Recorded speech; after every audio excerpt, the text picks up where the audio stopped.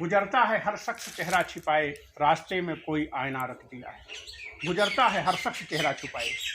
आज corona virus ने जो आईना दिखाया हम लोगों को, हमारी मानव जात के लिए ये बड़ी शर्म की बात है। आज इसकी दूसरी लहर भारत में विभीषिका मचा रही है। हमने आज वृक्षों को हमारी नासमझी की वजह से इतना कंक्रीट सिरेमिक के हम शौकीन होते गए, इतने मकान के शौकीन होते गए कि 6 मकान 7 मकान, एक हमारी आवश्यकता है एक मकान की, लेकिन हम वासना का कोई अंत नहीं, इतने मकान बनाते जा रहे हैं, जिसकी वजह से हमारे जो पूज्य वृक्ष थे, जो वातावरण को संतुलित करते थे, पीपल, पाकड़, बरगद, जिसके नीचे हम खड़े हुए हैं, आज बरगद, नीम, अशोक आज कम होते जा रहे हैं। आज अब कहाँ दिखाई देते हैं बरगद के वृक्ष। लेकिन आज दुख है इस बात पे कि हमारे यहाँ पुरानी कहावत थी कि कोई श्रेष्ठ लोग अगर शरीर छोड़ता था तो कहते थे आज गांव का पुराना बरगद गिर गया। आज इस कोरोना वायरस ने कितने पुराने बरगद को, कितने श्रेष्ठ जनों को हम लोगों से दूर कर दिया कि आज हम लोगों को सोचना पड़ेगा, नए सिरे से सोचने पे मजबूर कर दिया है।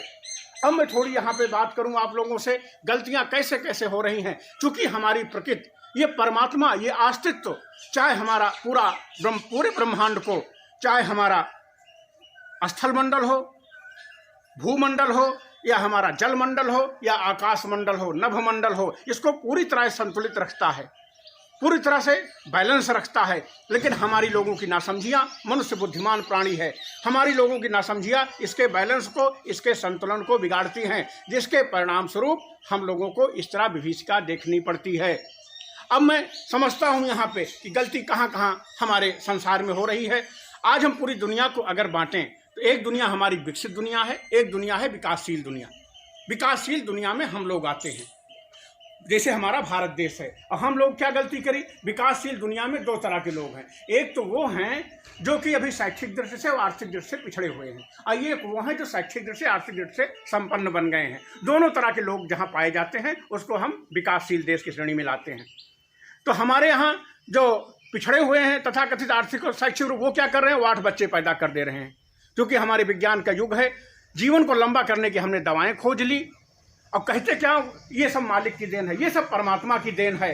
अरे ना समझ, अगर परमात्मा जीवन को लंबा करने की दवा परमात्मा की देन है तो परिवार नियोजन भी परमात्मा की देन है। और दूसरा पक्ष जो हमारा आर्थिक और शैक्षिक दृष्टि से संपन्न है, वो गलती क्या कर रहा है, वो गलती कर रहा है 8 मकान बना दे रहा है। एक मकान हमारी आवश्यकता है, वो 8 मकान बना दे रहा है। 8 मकान में हम क्या करेंगे, कूद कूद के रहेंगे, लेकिन हमारी वासनाओं का कोई अंत नहीं है। और ये वासना हमारी कैसे पर्यावरण को असंतुलित कर रही है, देखिए आप। तो जो 8 बच्चे पैदा कर रहा है वो भी दोषी है, लेकिन जो 8 मकान बना रहा है वो भी उतना ही दोषी है। अब 8 मकान बनाएंगे तो हम क्या है, हम वृक्षों की जगह कम करेंगे, वृक्षों को अंधाधुंध कटाई करेंगे उसकी। अरे सरकार ने कानून बना दिया, लेकिन इसीलिए बुद्ध कहते थे आप दीपो भव, हम सुधरेंगे युग सुधरेगा। हमको अपने आप सचेत होना पड़ेगा। हमको पुलिस के डंडे से, हम पशु थोड़े हैं कि 24 घंटे पुलिस के डंडे से चलेंगे या अदालत के चाबुक से चलेंगे हम। तो हमको खुद समझदार होना पड़ेगा, नहीं तो अस्तित्व अपना चाबुक उठाएगा। और उसी का परिणाम है आज हमारे बरगद, हमारे समाज से श्रेष्ठ लोग कोरोना वायरस के द्वारा काल कवलित हो रहे हैं। ये शर्म की बात है। कभी मैं रेलवे से नाम लूं, मिश्रा जी, भल्ला साहेब, सोनकर जी, कितने श्रेष्ठ लोग यहाँ आते थे, सब काल कवलित हो गए। एक दिन सुन करके हम लोग माथा पकड़ लेते हैं, लेकिन सब विदाई ले ले रहे हैं। अब एक दूसरी दुनिया है विकसित दुनिया। विकसित दुनिया का क्या है, उनके पास जनसंख्या तो उतनी ज़्यादा नहीं है उनके पास, लेकिन उनके पास दिक्कत किस बात की है, दिक्कत इस बात की है उनके पास कि वो दूसरे को नीचा दिखाने के लिए, अहंकार बस, अपने अहंकार को बड़ा करने के लिए वो हथियारों के पागलपन में पड़े हुए हैं, हथियारों की दौड़ में पड़े हुए हैं। जैविक हथियार हो, रासायनिक हथियार हो।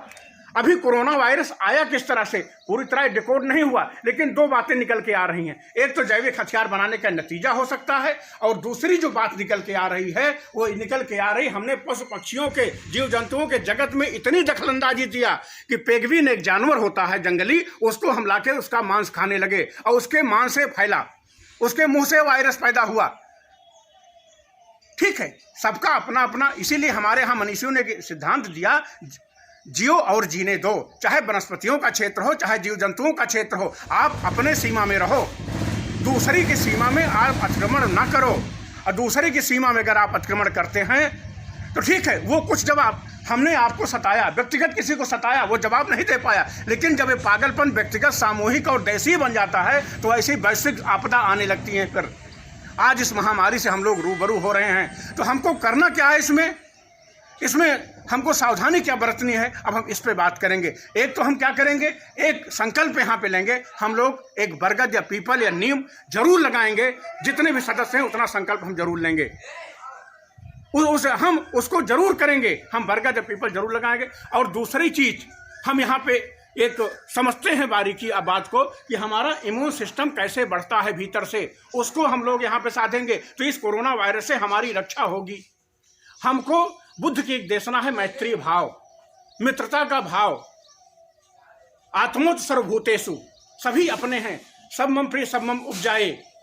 मैं हमेशा एक बात करता हूं, किसी राम में सब परमात्मा का यहाँ, तो किसी के प्रति वैर भाव में नहीं रहना है इस समय। नहीं आप वैर भाव में रहते हैं तो आप कभी अवसाद में आते हैं और कभी तनाव में आते हैं, तो उससे क्या होगा, आपकी इम्यूनिटी क्षमता कमजोर हो जाएगी। अभी हमारे यहाँ इलेक्शन हुए, प्रधानी के, ग्राम प्रधानी के चुनाव हुए छोटे छोटे, कोई पक्ष का जीता होगा, कोई विपक्ष का जीता होगा, लेकिन नहीं, इसमें हमको नहीं पड़ना है। नहीं तो क्या होगा, अगर हम तनाव लेते हैं या कहीं अवसाद लेते हैं या कहीं चिंता में आते हैं तो हमारी इम्यूनिटी क्षमता बिल्कुल कमजोर हो जाएगी, प्रतिरोधी क्षमता हमारी कोरोना वायरस के प्रति बिल्कुल कमजोर हो जाएगी। तो हमको इम्यूनिटी क्षमता बढ़ाने के लिए क्या करना है, मैत्रीय भाव, प्रसन्नचित रहना है, सब परमात्मा का है। और दूसरी बात क्या करनी है आपको, अपने इष्ट देवता जिसको भी आप मानते हैं, चाहे माँ पिता, जिसके सबके प्रति जो अपना हमारा इनर कोर है जीने का ढंग, वो सबके अलग अलग होते। कोई हनुमान जी को मानता है, कोई अल्लाह को मानता है, कोई माँ दुर्गा को मानता है, कोई भगवान शिव, जो भी आपके आराध्य देवता हैं उनका सहारा लिए रहिए। और तीसरी बात क्या करिए, कोशिश करिए दिन भर में कि हंसते हंसाते रहिए। जितना आप हंसेंगे अब आपकी इम्यूनिटी क्षमता ऑटोमेटिक बढ़ती जाएगी। अभी आज ये खुशी का विषय है, आदर का विषय है बताते हुए कि हमारे प्रतापगढ़ डिपो में कुछ लोग पॉजिटिव हुए लेकिन सब रिकवर कर गए। कोई कैजुअलिटी हमारे डिपो में अभी तक नहीं हुई है। ये आज खुशी की बात है, ये बड़े आनंद का विषय है, फक्र का विषय है कि हमारी इम्यूनिटी क्षमता इस तरह से, हमारी समझ इस तरह से रही। हम समय समय पे गाइडलाइन दिए, हम समय समय पे। और एक चीज़ क्या करना है, हमको फाइबर सिरेमिक जो आर्टिफिशियल दुनिया हमारी है, मकान दुकान में इतना नहीं अटक जाना है कि हम पता लगे अपने निसर्ग को, अपने अस्तित्व को बिगाड़ते चलें। जो परमात्मा ने चादर बिनी है ना, अगर इसके रंग को हम खत्म करेंगे तो जो हम ऑटोमेटिक रंग भरेंगे वो रंग कभी हमको जिंदा नहीं रखेगा, ये हमको जिंदा रखता है आपस में। जिंदगी की तलाश में हम मौत के कितने पास आ गए। हमने तो खूब मकान दुकान बनाया, बड़ी बड़ी बिल्डिंग बनाया, एसी लगाया, सब कुछ किया, लेकिन हम मृत्यु के करीब आ गए। हम कहाँ से चले थे, कहाँ आ गए। देख रहे हैं आप, जिंदगी की तलाश में हम चले थे कि हम बहुत विकसित हो रहे हैं तथाकथित मानव दुनिया में, लेकिन आज हम मौत के करीब आ गए। कोरोना वायरस जैसी विभीषिका हमको झेलनी पड़ रही है। तो ये समझ कि हम अस्तित्व को नहीं बिगाड़ेंगे, हम अपनी मर्यादा में रहेंगे, अपनी सीमा में रहेंगे और हंसते प्रसन्नचित रहेंगे। सबको जोश से जोश जगाते चलो, प्रेम की गंगा बहाते चलो, हंसते रहो। सर्वे भवन सुखिना, सर्वे संतु निरामया। हरि ओम तत्सत। शुक्रिया, गुड बाय।